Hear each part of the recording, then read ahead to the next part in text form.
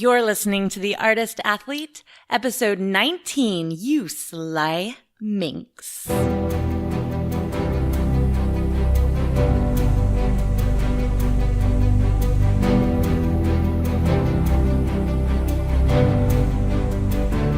This podcast is dedicated to circus. It's a place for professionals in the industry to share their stories, viewpoints, and information, and a place for outsiders to learn all the possibilities that this amazing art form has to offer. Hey friends, fans, and enemies, I'm Shannon McKenna, and I'm the host of the Artist Athlete podcast and the founder of theartistathlete.com. This podcast exists because of contributions from listeners like you. And saying that always makes me feel like I'm on NPR, which is very exciting because as a child, I really wanted to be Terry Gross. But unlike public radio, at the time of this recording, I don't have the infrastructure to have pledge drives or to be eligible for huge grants. I'm just one woman with a microphone. I need help from people who value this podcast. People who are inspired or moved or just doggone entertained by hearing some of the stories of us crazy circus folk. People like you, because you're listening to this. So, if you haven't already, go to www.patreon.com/theartistathlete and subscribe. Patreon gives monthly donations to creators like me to produce things like this podcast. You can give as little as $1, but if you pledge at the level of $5 or above, you have early access to episodes and goodies. Who doesn't love goodies? I'm working with a graphic designer on cool artist athlete swag, and I have a bunch of guests coming up in the next few weeks who are offering special discounts to my Patreons.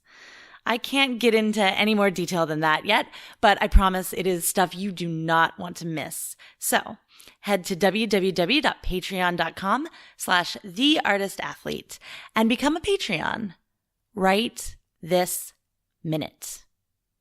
I'll wait. My guest today is Aerialist Veronica Blair. Veronica started her acrobatic career at the age of 14 with Make A Circus, a community-based youth circus troupe. She then studied Chinese Acrobatics under Master Lu Yi at the San Francisco Youth Circus. She began her career at the age of 17, which at the time made her one of the youngest professional African-American trapeze artists in the U.S. She was personally hired by Cedric Walker as a resident aerialist for UniverSoul Circus. During her 5 years with UniverSoul, she had the privilege of working with celebrated and prominent artists, including trapeze great LaNorma Fox and the renowned godfather of the tissue, Gérard Fasoli, at the Centre National des Arts du Cirque in Chalon in Champagne, France. Man, I stress out every time I need to say the name of that school. I split this interview into 2 episodes. In this episode, Veronica shares the stories on her career path to becoming a professional aerialist. In next week's episode, Veronica talks about how her experiences launched her into an investigation of the history of people of color in American circus. This ultimately led to her creating an ongoing work called the Uncle Junior Project. If you're a Patreon, you have access to both episodes right now. For my future Patreons, here's part 1 of my interview with Veronica Blair.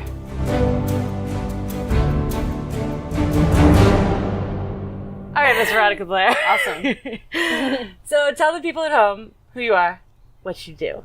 Hi, everyone. My name is Veronica Blair, and I've been performing and teaching circus arts for about 20 years now. I got my start in San Francisco, California, at the age of 14 when I joined a company called Make A Circus, which is a community-based circus in San Francisco. And just a little background on that, San Francisco has a long tradition of circus in the parks, as we call it. It started with San Francisco Mime Troupe, and then Pickle Family Circus was a big part of San Francisco culture for like many years. And when that company disbanded, Make A Circus was the company that took over and filled that void. So when I was 14, they got a huge grant to have a teen apprentice program. And I auditioned for that program and I got in. The program was super cool. It was 2 days a week after school, and they taught San Francisco Youth Circus Arts for free. And if you completed the program, then you got to participate, you got to perform in the summer show, which paid you $180 a week. So good. Yes. I was super excited about that. So that's how I basically got my start in a nutshell. And what did you do? Was it like those 2 days a week when you guys met? Was it generalist studies? So you do like juggling and acrobatics and all that? Or it what was generalist. Very. Okay, it was like, it was quite a bit because we'd meet for like 2 to 3 hours. So There'd be like maybe a little snack, and then we'd learn clowning. We'd learn how to put on makeup. We'd learn juggling. We'd learn pyramids. We'd learn everything. Acro. Everything was included except for the aerial. So it was like really extensive training by some of like the best clowns and performers at that time. Nice. Yeah. So Make A Circus, $180 a week. Yes, I was balling, California, out of control at 14. At the time, Circus Center, which we know today, the place that we know as Circus Center today was known as the San Francisco School of Circus Arts. And that school is basically ran by Master Lu Yi. And he was he was brought in to train people for Pickle Family Circus. And then he started to train youth in San Francisco. And he's trained everyone. He is trained like right now. Everyone. I feel like for the audience who doesn't know, Master Lu Yi has trained like anyone who graduated from ENC in the past, like, is it safe to say 7 years? Yeah, I would say like 5 to 7 years. 5 to 7 years. Like Lu Yi has had his hands on them. Yeah. Yes. He's the guy. Yes. Super giving and compassionate, and he can spot talent from like a mile away. So he spotted you. Like he did with me. Yes. So he came to a performance of Make A Circus, because that's what you did in San Francisco. You went to Circus in the Parks, and he saw me perform, and he asked me to meet him in his office. And he said, he calls me by my middle name, which is Blair. But he can't say Blair, so it'd be like Brian. Keep going with this Brian. I want to add more color to my troupe. And like that, I was a part of the San Francisco Youth Circus. So I would show up for rehearsal. Not rehearsal. Were there practice, any other people of color? I mean, he's Chinese. Yeah, he is Chinese. But no, there was 2 older guys that were of African descent. Okay. But they were like kind of graduating high school, and they were kind of like, I don't see a future with this. So they had 1 foot in and 1 foot out. But no. Gotcha. No. That was an interesting time in my life too, but it didn't matter because I had kind of found something that I felt like I was good at, and that and it was free because Lu Yi didn't ask for any money. And it was like what set my heart on fire as like a young person. So that's how I became part of the troupe. And I unfortunately only trained with Youth Circus for like a year, because it came down to whether I wanted to perform with Make A Circus in the summers, which was a big commitment, or just stay and train with Master Lu Yi and become like an incredible acrobat and then go to ENC like everyone else did. And unfortunately, but fortunately, because everything happens for a reason, I chose to stick with Make A Circus. I think this is such an interesting thing. Like, it's so true though. Yeah. Like, the minute you stop performing, something happens to your training. Mm-hmm. So, I watch this from people, and I've seen this in myself. Like, the minute you get a contract, or the minute that like you're getting paid to do it, you're like, the training.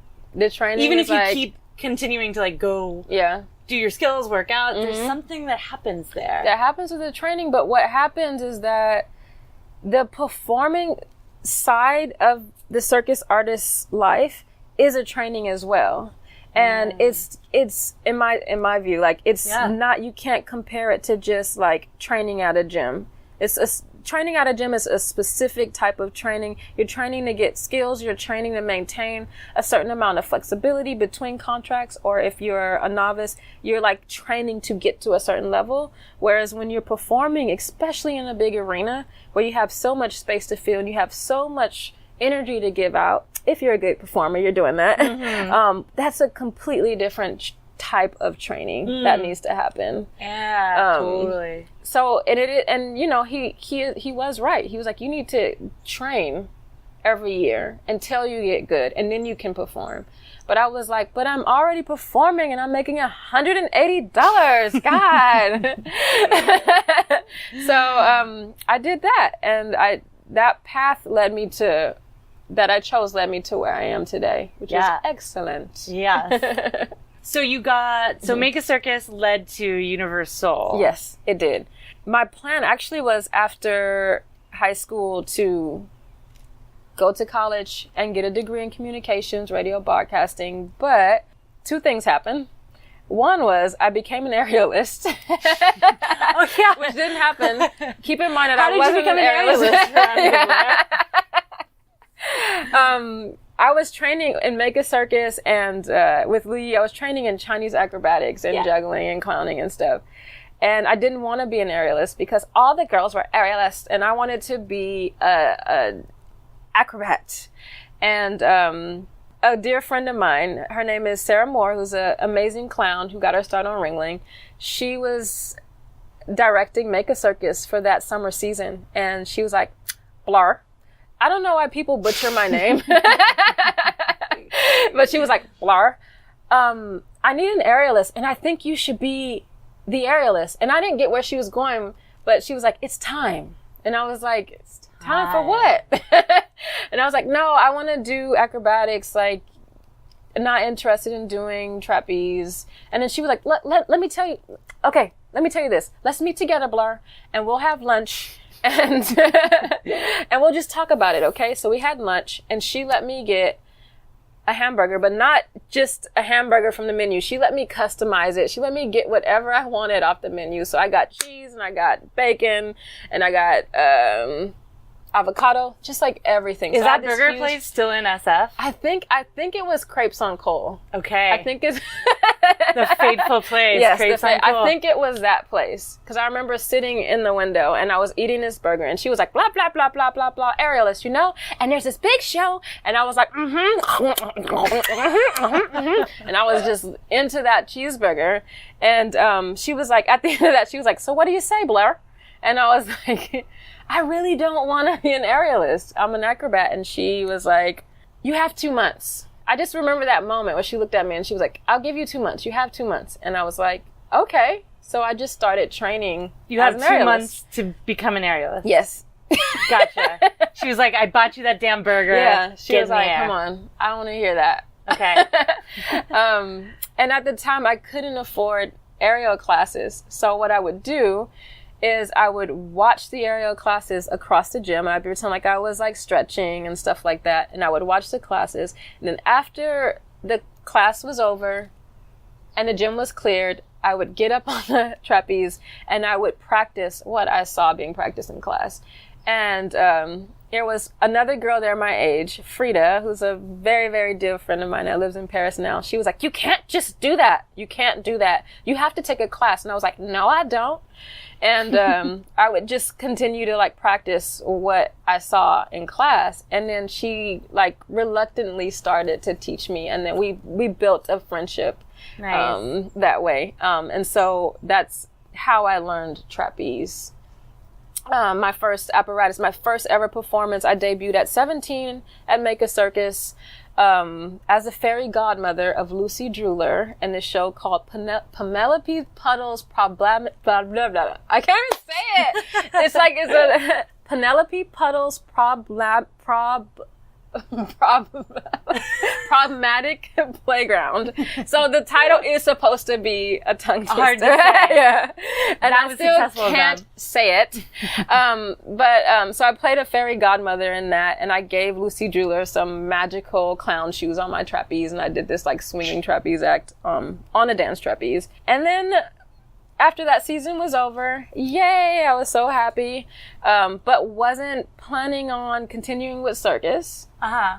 I wanted to go to college. Yeah. So I went to college for a month. No joke, a month. Moved in and everything, and realized that I needed about $7,000 more a semester to cover everything needed for the school. And I was like, no, I can't. Something deep within me was like, no, this is not it. Went back to San Francisco, took a video from that summer show, sent it into UniverSoul Circus, and I got a call within 2 weeks. Wow. That's awesome. Cool. Can you tell the people at home about UniverSoul? What it is? It's an amazing circus. Yes, it is. It is so amazing. It is the country's only African-American owned and operated circus. And they're in their 25th year right now. So they're celebrating their And huge all anniversary. of the performers are also people of color. Yes. Yeah. But when they first got their start, a lot of the acts were African-American or people of African descent. Okay. So their focus was that just because of a meeting that the founder Cedric Walker had with a man named Robert Houston, who had an exhibition in New York of African Americans in circus. I don't know how they met, but Cedric stumbled upon this exhibition and it did something to him. So he started to inquire more about African Americans in circus, and he paid a visit to Robert's house in Philadelphia, and Robert Houston, he turned his house into a circus museum, which is open to the public. You have to call and make an appointment.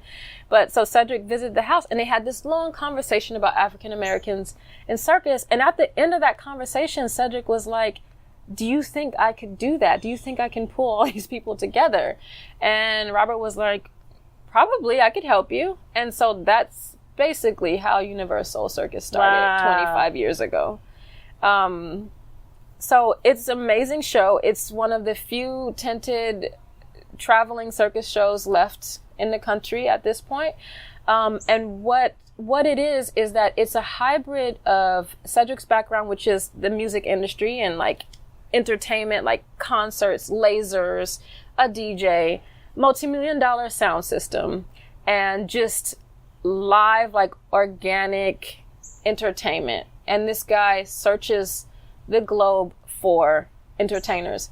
When I was performing with UniverSoul Circus, I was performing with people street performers that he found on the street in South Africa, to people like high wire walkers from Colombia. And then there was just like, I was one of the few African Americans in the show at the time, but there was just so much to learn because it's such a hybrid of a show that you have to keep it's almost like Showtime at the Apollo. Yeah. Except people aren't booing you. No. But it Like- does, it has that feel to it. That makes so much sense that he's in music, because it feels like almost a concert. Yes. Or like The an whole, event. the whole opening of the show is always hype. It's always lasers. It's always blinding lights. It's always So good. a DJ. It's always, can you feel it? They're like getting you pumped up to see this show. It is super interactive. And as a performer there, I learned a lot. Like one of the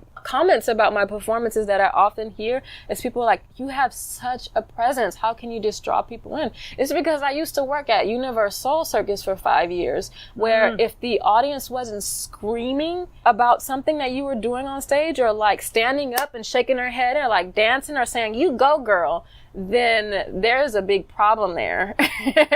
Wow. So I feel like UniverSoul Circus was like the ultimate circus boot camp, and I got a lot of great training through UniverSoul Circus, and it really set me up to be the performer that I am today. And you mentioned the other day they sent you to France.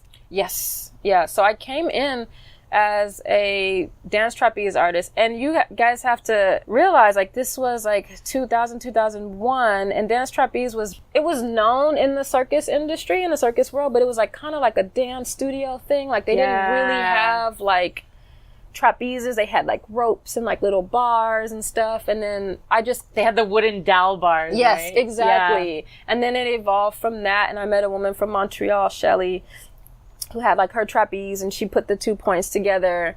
And then when I went there with that, they had never seen that before. They didn't know why the trapeze was tied together like that. So when I got there and I auditioned, he was like, I like that. That's different. And he ended up sending me to a woman named LaNorma Fox. My coaches are amazing. He sent me to a woman named LaNorma Fox, who was the stunt double for Betty Hutton in The Greatest Show on Earth. Oh, wow. And she was really, really famous for swinging by her heels at the time. And she was on ring for many, many years. Circus royalty, LaNorma Fox. And she took the trapeze and had someone weld a spreader so that I could separate my ropes, because it was appalling to her that my 2 ropes were together. And then she made crystal ball like weights for me, and we glued rhinestones on them. Yes. And she took me to the circus flea market, and I got like some rhinestone 2-piece bikinis, and we made feather capes. Between her and like working with Dolly Jacobs a little bit on presentation, they had me looking like a black Barbie doll. No doubt. Yeah. So the first bit of training there was extraordinary. I was in Sarasota, Florida. They had totally like pimped out my trapeze. I had all these sassy costumes, and I was getting like walking lessons, how to present my arms lessons from Dolly Jacobs. And so I went on the show for the first year. And then after that, Cedric was like, well, I want a dual tissue act. And this was like 2002 when Draw Leon was out, and like the flying dual silks was hot, and everyone had to have that act. So now we had to do the black version. So he sent me and my partner at the time, Jean-Claude Belmont, who is from France, and who's a really amazing strap artist in his own right. He put us together in a duo, and we went down to Marseille in the south of France, and we trained with this man named Gérard Fasoli, who's the godfather of the silks. And has been mentioned before on this show. Yes. From Fred. Yeah. Yes. Yes. And, so at the time I didn't know that I was training with a circus innovator, circus royalty. But he was amazing, and he was always challenging us to research and to like create our own things. And I had any prior like experience on the silks, on the tissue before, but he worked with where I was, and I learned how to do, like, the first thing I learned how to do on the silks was a straddle climb. And on like medium stretch, like European style, like tissue, like the real deal. And that was like, I would literally like go home crying. And what we ended up creating, Jean-Claude and I, at the end of the 2 months, was like a hybrid of like flying silks, but we did this amazing, just reversing a candy cane wrap and getting into a catcher's lock and doing some catching. Nice. That looked like we were in a tango kind of duet in the air.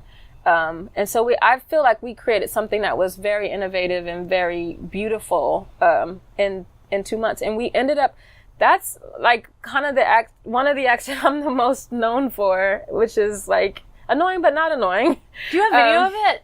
At home, at my mom's house, I do have like a VHS of it. I was thinking of like, yeah, you have to. No, you have to get it digital somehow. I know, I need to like do all that stuff. Yeah. But I ended up, that act was I think about that all the time though. Yeah. There's so much on VHS. Crazy acts that just like don't get put or uploaded or put onto any kind of like file, and it's like so much work is lost that way. And I'm going to my father's house like this weekend, and he has the video from when I was training in Circus Sarasota tent with the 2-piece like rhinestone bikini costume and the feather cape and like this guy, like me doing a neck span and all this stuff. So I'm gonna like make him dig that video out. I have to have it. Like, cause I was 18. I'm never going to be 18 again. No. So I just like want to get that video. But, so that was, my first interaction with Gérard, and it was like my first time in France and everything. We ended up performing that act for 2 years. It was so popular. And after the 2 years, I ended up going to South Africa to, not to perform, but to rehearse at Zip Zap Circus School on a duo swinging trapeze act. Duo. There is this with another girl or with a guy. Okay. With a guy. His name is Wandy. And so in South Africa, this is a little known history fact, but there's this duo called the Ayak brothers from South Africa. And what they did in the 80s was they kind of innovated the swinging trapeze, and they did a late 70s, 80s. They did a swinging act with just foot catching. They just call it foot catching. So that's like catch, like where you catch your feet to the knees and you slide to the ankles and stuff like that. And they did that while swinging. And they had like this whole like thing that they're famous for. This podcast is brought to you by The Artist Athlete. Did you know that The Artist Athlete is more than just a podcast? It's a growing online resource for students of the aerial arts to deepen their journey to badassery by accessing techniques approved by physical therapists and master coaches in the industry. Our current spotlight is on the fundamentals of aerial alignment, a practical manual for hanging upside down. This online manual is a step-by-step guide. It is complete with photos, videos, and exercises that you can implement immediately to help you gain the strength and awareness you need for an aerial practice that promotes shoulder health and longevity and good posture upright, so you don't walk around like a gorilla. But don't just take my word for it. Here's circus physical therapist Dr. Jen Crane of Circ Physio to tell you more. The fundamentals of aerial alignment is an absolute must-have for every aerialist of every level. I can't even tell you how many shoulder injuries I treat that are a direct result of rushing past the basics in an attempt to get a trick too soon. In the manual, Shannon deconstructs the fundamentals, including the correct muscular engagement to safely arrive in these positions and the rationale for why it matters. Of course, in addition to all of these fabulous pearls of wisdom, the book is also ridiculously fun to read.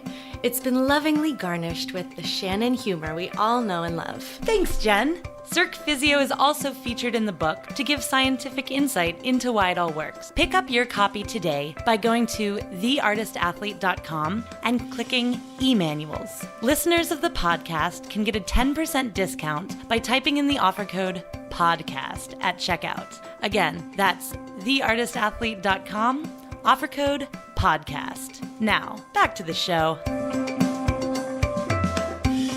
And did you get sent to South Africa to do this, or did you elect to do this yourself? I actually don't remember how it came. That act was so popular. That was an act. The Ayak Brothers was a very popular act on UniverSoul Circus. And I believe that Cedric probably wanted to recreate it, but I don't remember. And I was just down. I was just down to go. So I think I was about 20 going on 21 at the time. So I went to South Africa to learn like this technique. And I met another guy who also did the foot catching act, because in South Africa, they would kind of duplicate and copy each other's act and then go to different parts of the world.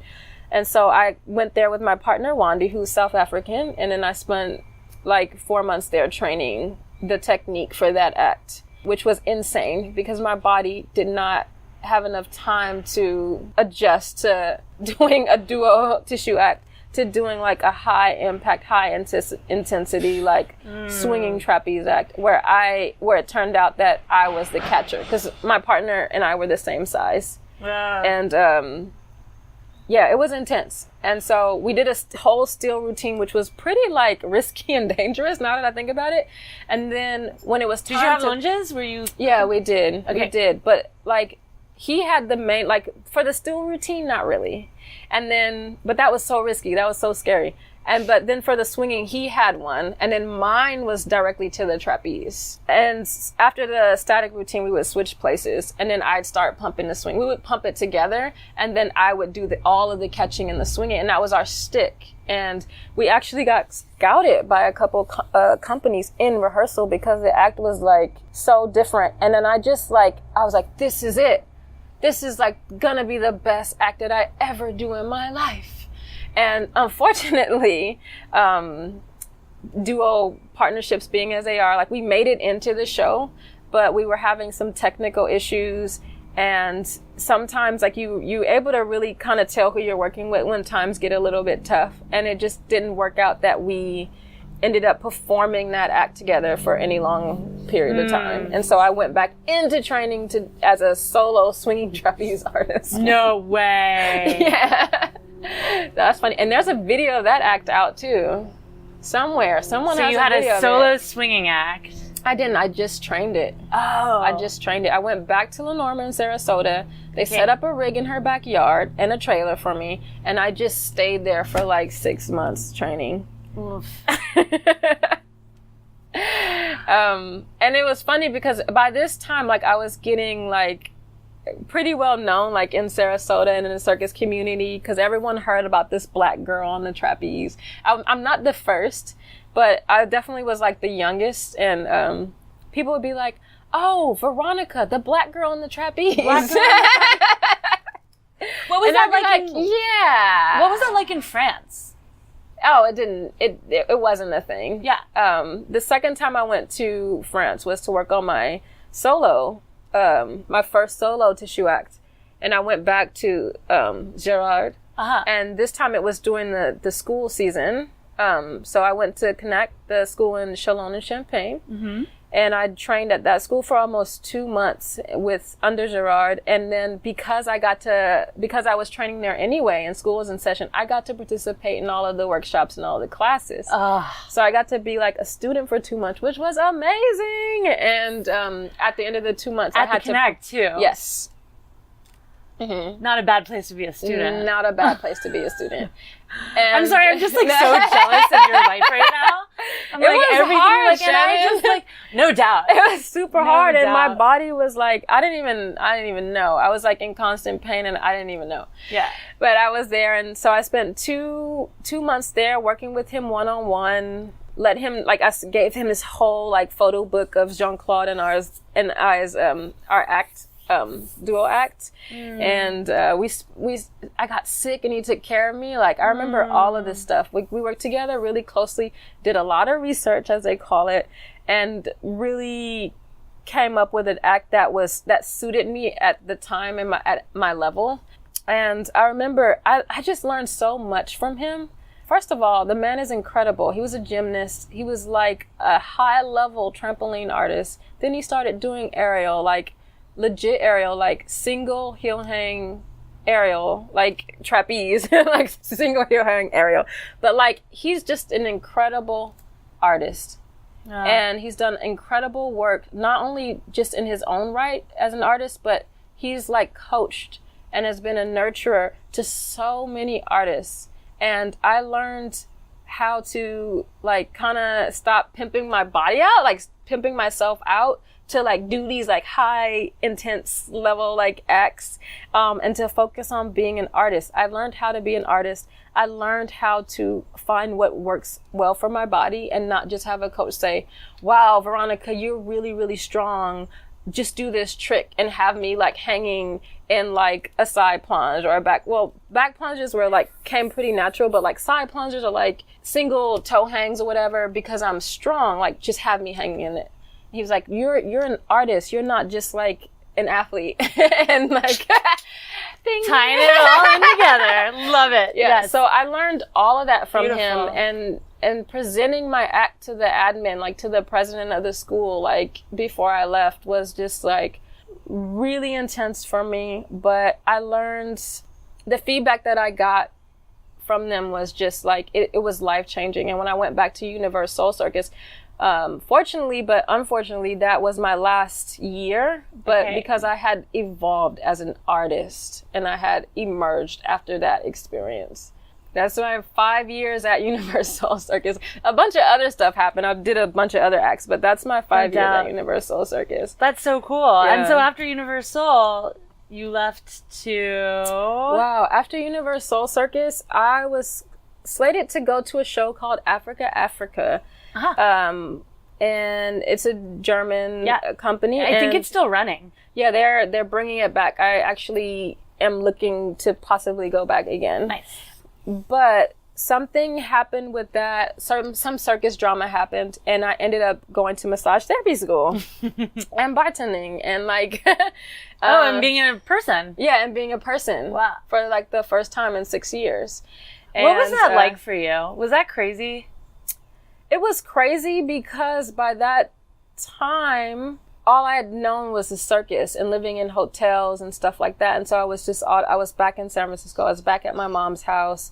I knew that I didn't want to teach, but I wasn't well versed in how to keep up with my training for myself because I'd only worked with trainers. And then while I was on the road, I would like work with the Chinese coach from the Chinese troupe on my handstands and my flexibility. And I'd have my Russian coach for ballet and for like oversplits or like whatever. And I had another coach for like training plunges under the bleachers. So keeping up with stuff. Yeah. When those people weren't around was like... I was like, well, I didn't know, I wasn't aware of like how much I needed to condition. So that was a learning curve and a learning process as well. It was depressing. For the mic. Oh. That was a big learning curve, being a regular civilian for the first time. I remember like, I came back from Australia where I was like in these nice hotels and, you know, working like 2 hours a day and like, and then I went to waiting tables and I was like, this is for the birds. Yeah, it is for the birds.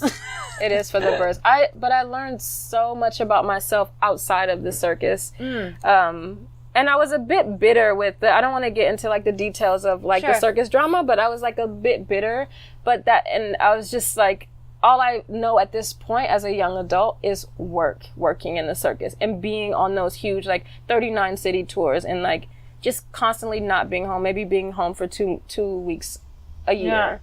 But it wasn't all bad. Like the next contract I got that year was to go to Japan the following year. And that was a year-long contract. Nice. So I ended up the following year, I went to UniverSoul Studios in Osaka, Japan. Is that where you met Susan? I met Susan Wojcicki at Circus Center. Okay.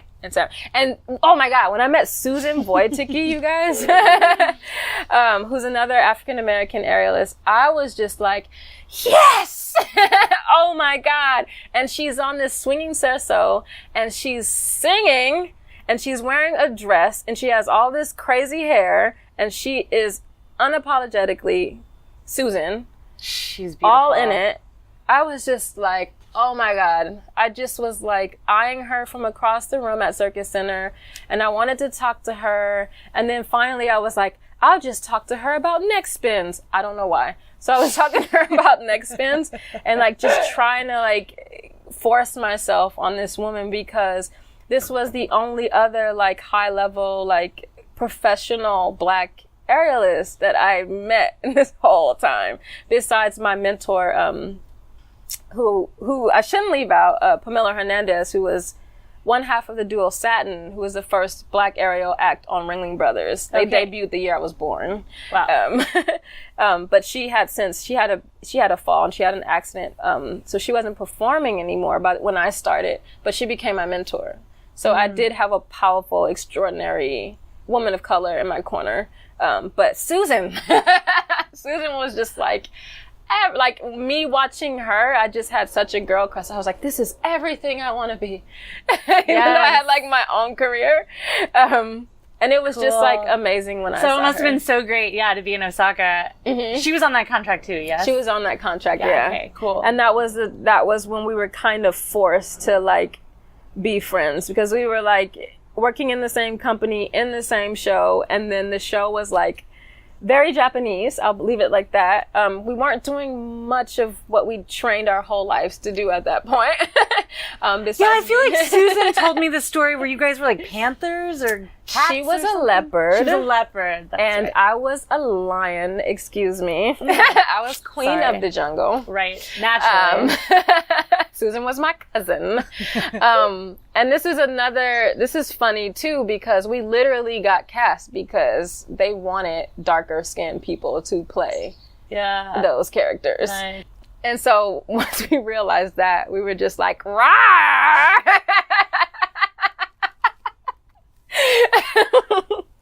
So that was an extraordinary experience. That was eye-opening too, because I was like that's when I was really exposed to like colorism and stuff like that. Really? Like as an artist, like I kind of knew like working for UniverSoul Circus was one of my dreams. Right. And I had designs on going there after college, but that didn't happen. I ended up there. And then I didn't really plan for anything else.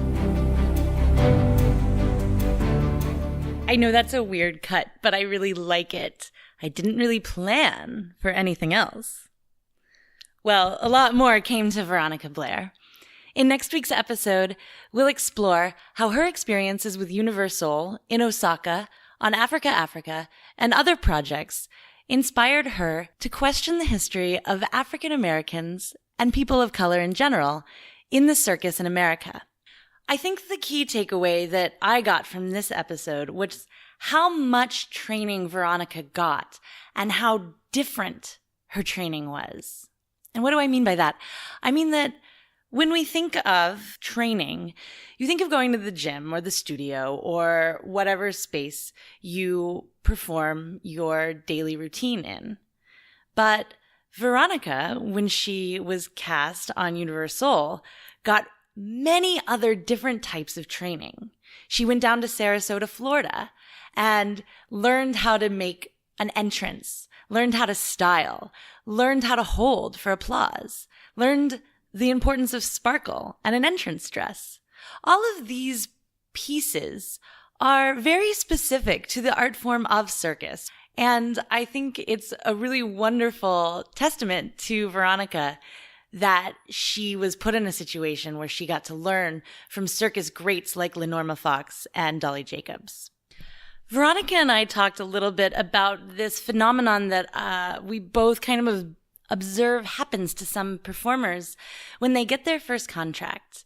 When you start working, you stop that daily routine in the gym or studio or whatever you want to call it, and a different type of training has to begin, which is what it feels like to fill a huge arena or stage or stadium with your presence, especially if you're a soloist or have an act like Veronica did with a partner. And I'm still not sure that this kind of energy, this kind of performative quality can be practiced.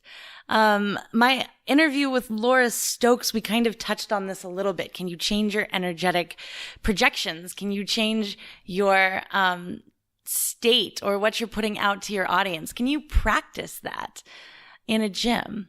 And I'm not sure. And I wish that I had asked Veronica that question. Maybe I will when I see her, because I am right now in San Francisco, California. I'm having a blast reuniting with a bunch of old friends, including Veronica. I am getting to tour the Patreon studios this week, which should be really exciting. And I'm giving classes at San Francisco Pole and Dance. So if you're in the Bay Area and you want to take a lesson with me, you can hit me up probably easiest on Instagram, because I'm on it all the time, at _artist_athlete. My website is www.theartistathlete.com. And to contribute to the Artist Athletes podcast's ongoing mission to provide education and inspiration of circus arts through interviews with professionals in the field, go to patreon.com/theartistathlete. You can find Veronica Blair on Instagram at Veronica_Blair_Aerialist. She has links to some of her beautiful performances on her Instagram. So definitely check that out, study up, get ready for next week, where we have part 2 of my interview with Veronica. See you then, guys.